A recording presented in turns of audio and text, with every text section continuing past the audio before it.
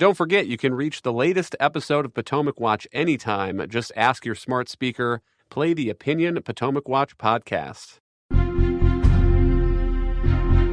From the opinion pages of the Wall Street Journal, this is Potomac Watch. Welcome back. The other thing to keep in mind is that there were a significant number of split-ticket voters, it seems, in November. So Governor Brian Kemp won a strong re-election, and he outpaced Herschel Walker's total by about 200,000 votes. And likewise, Raphael Warnock beat Stacey Abrams, the Democratic gubernatorial candidate, by something like 130,000 votes.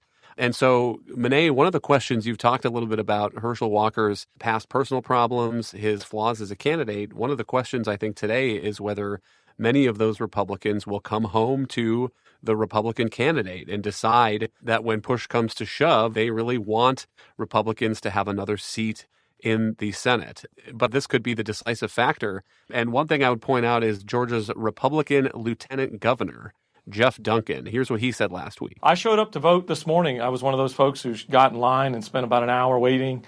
And, it was the most disappointing ballot I've ever stared at in my entire life since I started voting.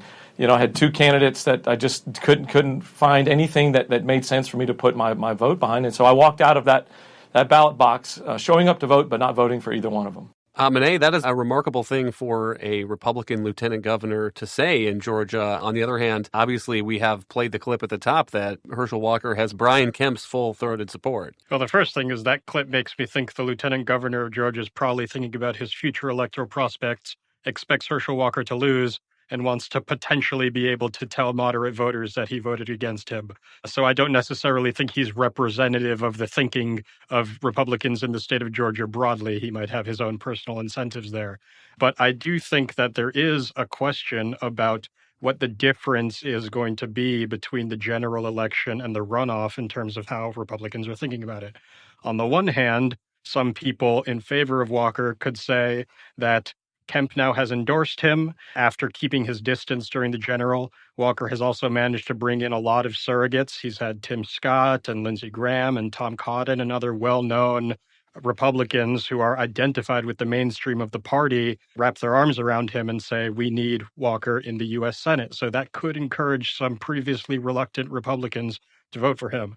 But on the other hand, as we've said, Democrats now have kept control of the Senate already, so it's not as if Republicans could hope to take back the chamber by putting Walker in. And he no longer has the benefit of actually having Brian Kemp on the ballot, which probably encouraged some Republicans to come out and vote in the first place. And they figured, since I'm already at the polls, even if I don't love Walker so much, I'm just going to vote Republican all the way down the ticket. And between those two factors, Kemp's endorsement versus the fact that the stakes now are lower, I think that the lower stakes probably will have the bigger effect, and that you'll see actually kind of a drop-off in support for Walker because there are too many Republicans who already are a little bit uncomfortable with him, and now that it wouldn't be deciding the fate of the Senate, they'll probably say, hey, there isn't really much reason to go ahead and do this. I think that raises a good point because it is easy to imagine the urgency that Republicans were feeling on November 8th has dissipated a little bit. And not only is the Senate control already decided, but Republicans have already taken the House. And so there may be some Republicans who think the GOP has control of one chamber of Congress next year, and that is enough for now to block Joe Biden's agenda, to block the Build Back Better plan. So, Kemp, can you give us a sense of what the stakes are in the Senate? What's the difference between a 50-50 Senate and a 51-49 Senate? Yeah, for those voters who think that it doesn't really matter at this point, they would be wrong because it actually has enormous consequences, whether or not it's a 50-50 Senate or a 51-49 Senate. So the biggest issue is right now under 50-50, there's a power sharing agreement, which means that there are equal numbers of members on the committee. Now, why does that matter? So for big committees that hear judicial nominees, new posts for the cabinet, anyone that Biden has sent to the Senate that he would like Senate confirmation on, if you are deadlocked on the committee about moving that forward, it does require Chuck Schumer to go through some real hoops to end up moving that nominee to the floor and get a vote. In some cases, because of that power sharing and the 50-50 split in the even committees, Joe Biden nominees have actually been defeated because you might have had a Joe Manchin, you might have had a Kyrsten Sinema, you might have had a different Democrat who sided with Republicans and actually gave the Republicans the majority and the ability to block a nominee.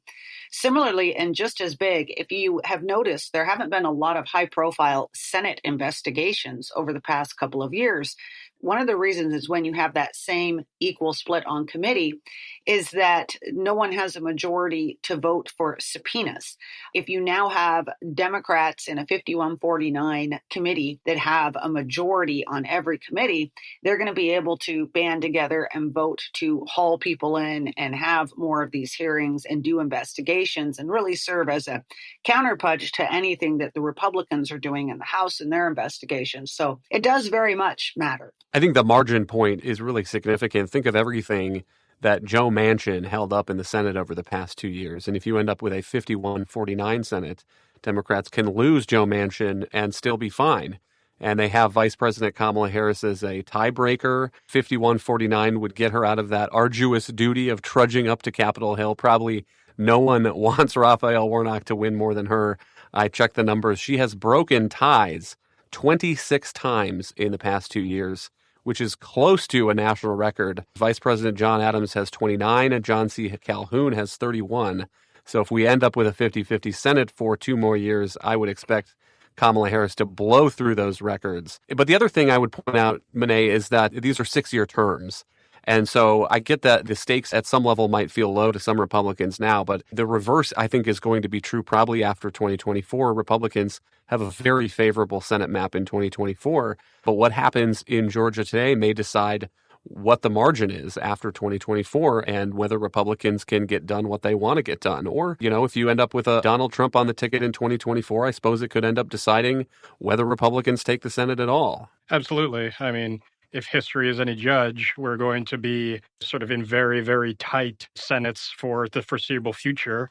I believe that the recent high watermark is when the Democrats were able to get to 60 after the 2008. But since then, I don't think that there has been a majority larger than 53-47 or so. It's always been quite close, and close enough that within each party, there's always a group of independent or moderately minded people who you always need to work overtime to sway in order to actually pass your agenda. And so, I think that hopefully the kind of more committed and more aware Republican voters are going to realize the stakes are much higher than just deciding control of the Senate in the immediate term. But I also do think that politically speaking, it's a much finer point to make to voters to say that we're thinking about the long term, we're thinking about after 2024. People tend to vote based on shorter term concerns than that. And so it does depress the enthusiasm for Walker, even if it doesn't wipe it out altogether. Thank you, Monet and Kim. Thank you all for listening. You can email us at pwpodcast@wsj.com. If you like the show, please hit that subscribe button. And we will be back, of course, tomorrow with another edition of Potomac Watch.